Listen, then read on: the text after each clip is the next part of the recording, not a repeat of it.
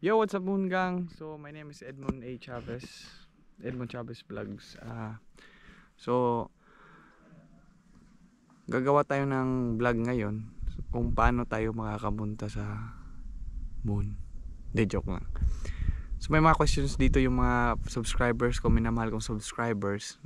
Kasi priority ko yung mga questions nila kasi ako andito na ako sa abroad. So gawin natin, makakatulong man tayo sa kababayan natin dyan sa Pilipinas or mga nasa OFW na sa ibang bansa na gusto lumipat sa Hungary.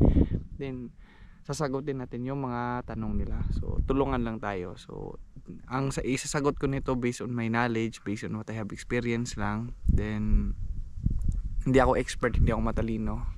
I-share ko lang yung mga experience ko lang ha. Ganon lang yun. May nagtanong nito si Game Zone. Sabi niya, salamat sa response ng video mo, idol. Next vlog naman, idol, agents free na no placement fee papuntang Hungary. Kasi hindi lahat ng Pinoy na may pang placement fee. Wala nang edit ha, diretso na tong vlog ko. Hindi ko alam eh. Diretsahan tayo, hindi ko alam.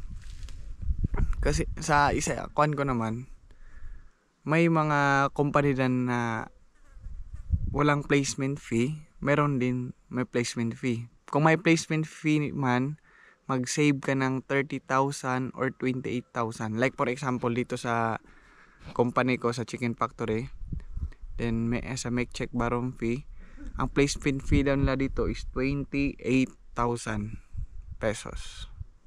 Then sa akin, kung magtatanong kayo, kasi dati akong Samsung, kasi sa Samsung kasi dati naka 2 months ako ng trabaho doon na humina ang Samsung, na terminate kami. So paglipat namin dito sa make check baron fee, wala na kaming bayad.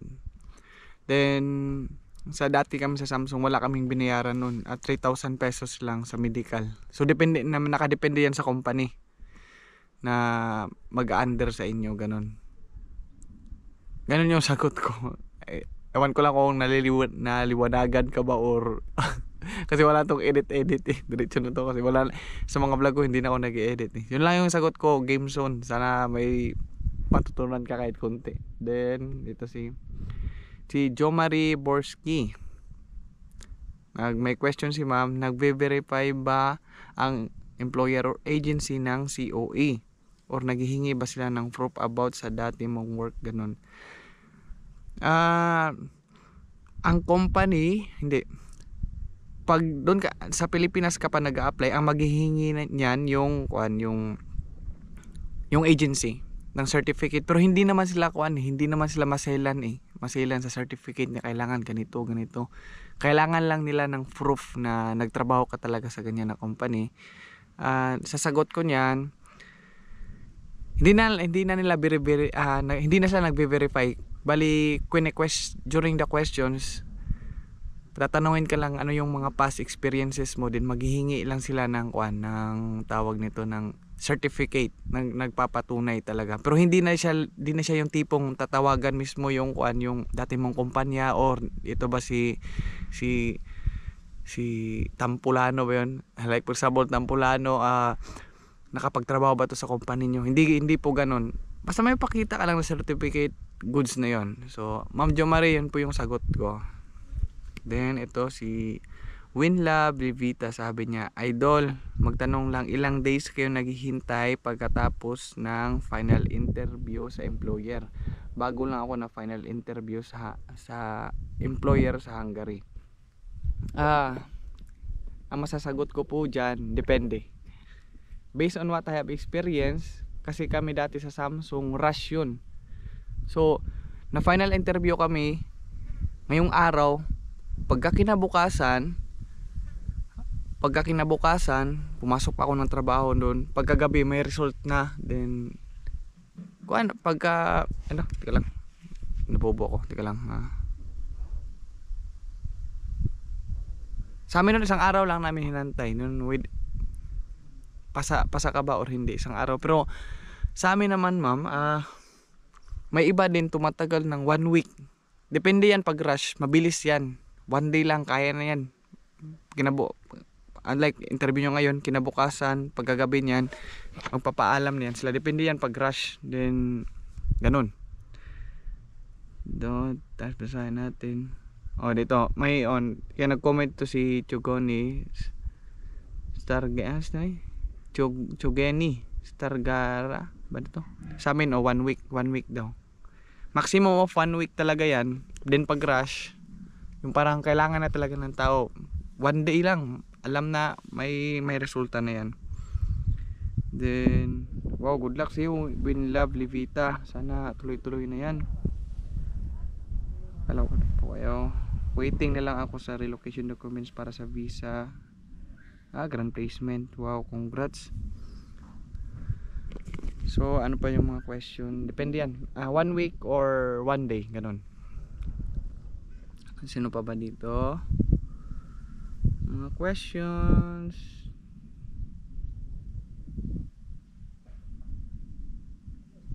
Then sabi niya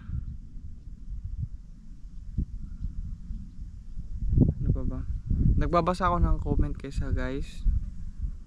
Then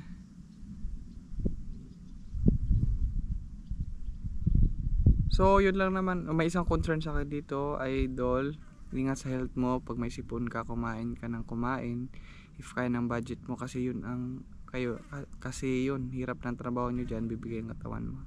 Thank you so much Lara Lihim. Shoutout natin si Ma'am Abigail Maranyan, thank you sa Foxconn po, kami sa Kumaron. So yun lang. So yun lang mo naman Moongang, sa mga advice ko sa mga nag-a-apply, yun pa rin na kahit hindi man kayo makapasa ngayon, okay lang yan, dasal lang dasal, din never give up lang sa pag-a-apply, ganun talaga. Kasi dati sa mga kasamahan ko ang lalayo ng lugar din nagsikap din talaga sila na yun nga, mag-apply. Tapos ang iba na yung si Boss Mick TV, hindi ay nakalimutan ko, parang 5 times or 7 times, I don't know, 4 times ba siya nag-apply bago siya na yung parang na-fail siya bago siya na yun nakapasa. Kasi kahit may background ka pa sa sa like sa mga factory experience, depende pa rin, swerte-swertihan lang din kasi ang daming nag-a-apply Like sa amin dati nag-a-apply kami nung dati sa Grand Placement, halos araw-araw talaga puno-puno talaga din. Nakakatawa lang sa akin dati kasi ang tagal ko talaga bago ako natanggap. Naka-failed ako ng 2 times. Pag third attempt ko, doon ako naswertihan, doon ako nakapasa. Then yun lang, advice ko lang sa advice ko lang sa mga nag-a-apply, never give up lang talaga. Then while nag-a-apply kayo, if you have time naman, asikasuhin nyo nga yung mga requirements nyo pa. Mag-research na kayo kung ano yung mga requirements papuntang Hungary. Kasi ang kagandahan kasi sa Hungary, hindi siya maraming requirements. Kuan lang, passport, COA, then yellow card, yung yellow card, nandun na yung vaccination details doon. Kailangan mo may vaccine, fully vaccinated ka. Din yung sa anong tawag to, nakalimutan ko, yung PIOS tsaka IREG, yun pa. Then yung voter certification, wag niyo yung kakalimutan, voter certification. Yun lang yung pagkaka-remember ko yung mga requirements namin. Pero may vlog ako niyan, kompleto ko, nasagot ko yan, nandyan sa vlog ko. Then yun lang naman din strategy, apply lang ng apply. Din pag like for example hindi kayo matanggap, okay lang yan. Din kasi may times naman talaga tayo, kahit strong tayo, din, alam niyo, sa effort natin sa pag-apply tapos hindi natanggap, may time talaga tayo na panghinaan ng loob Pero ngayon lang, pahinga lang din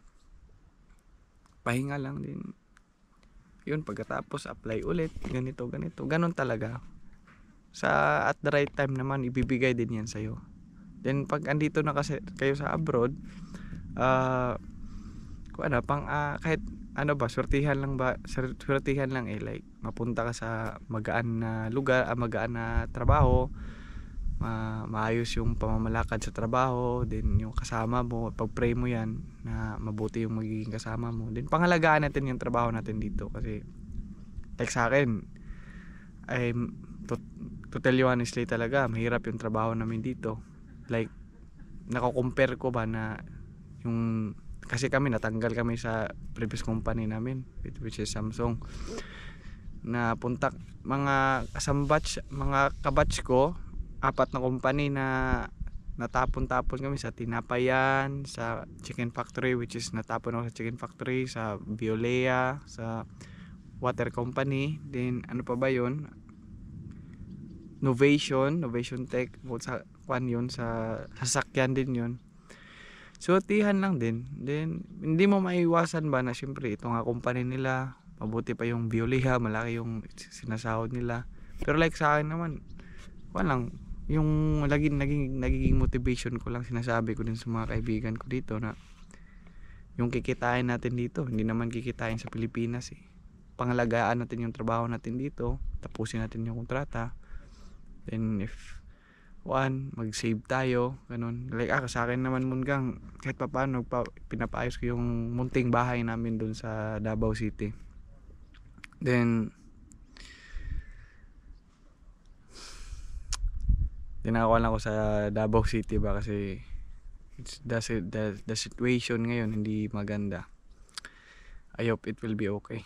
But ano bring up yung topic niyan. So yun lang naman Munggang, yun lang. Enjoy lang sa trabaho. Then like sa amin, pag rest din namin, nagiinom kami. Open forum, ganun. Enjoy. Pag ako naman, pag like for example, dating ng sahod, gumagala ako sa Budapest. Pero hindi ako gumagastos ng malaki Gala lang kasi hindi ko naman yung ikukulong yung sarili ko dito sa, siyempre tingnan niyo yung lugar. Province area to, malayo to sa Kabiasnan, so kailangan ko ring gumala. Then like sa akin naman, yung tipong ini-enjoy ko lang yung sarili ko dito sa buhay abroad. Kasi dati sa Pilipinas lang ako, ngayon OFW na pala ako, naging vlogger pa. Yun lang, so yun lang naman Munggang. So next sunod